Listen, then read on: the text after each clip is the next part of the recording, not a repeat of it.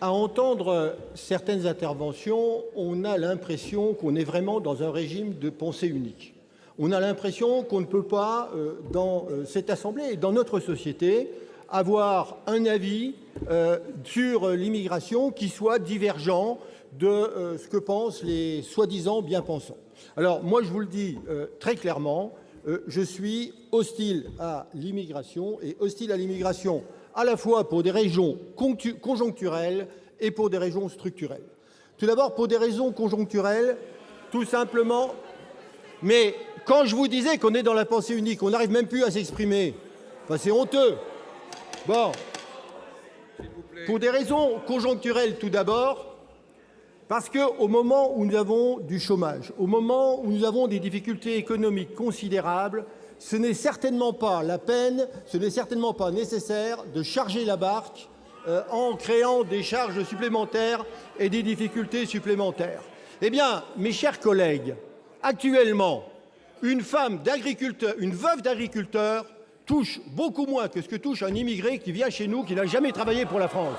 Eh bien, mes chers collègues, il ne faut pas s'étonner, avec des irresponsables de la pensée unique, il ne faut pas s'étonner du résultat des élections.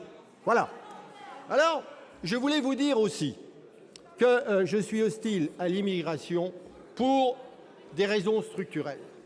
Par le passé, et mon département en est un exemple, nous avons eu d'énormes vagues d'immigration, des Polonais, des Italiens, des Portugais, et c'était des gens qui ne posaient pas de problème.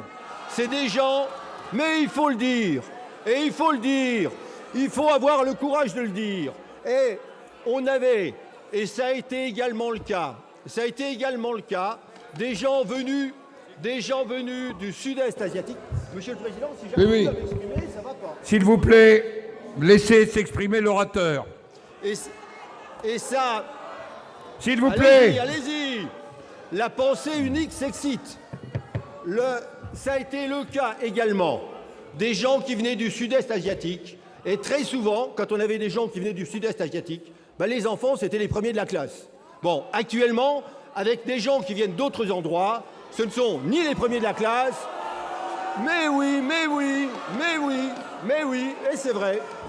Monsieur le Président, moi, j'attends, je veux parler pendant 3 minutes. Non, mais c'est pas normal.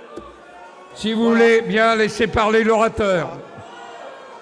Allez-y, monsieur Masson. Mais voilà. Alors, aujourd'hui, par le passé, l'immigration conduisait à l'assimilation.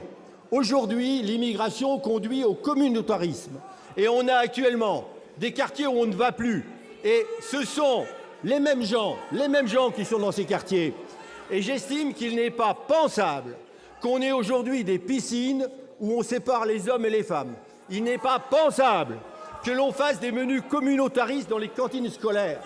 Et je voudrais terminer, mesdames et messieurs, on nous a dit tout à l'heure,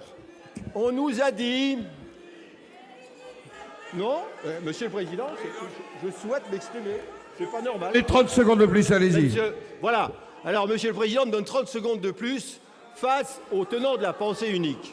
Eh bien, ce que je voudrais vous dire, tout à l'heure, on nous a dit que l'immigration avait conduit à des gens qui étaient de très bons Français, des Français remarquables. Et c'est vrai, Necker, Madame Curie, etc., c'étaient des Français remarquables. Simplement, j'aurais voulu que la liste soit continuée.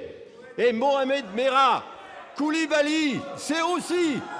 ce sont les terroristes d'aujourd'hui. Maintenant. L'immigration d'aujourd'hui, c'est les terroristes de demain.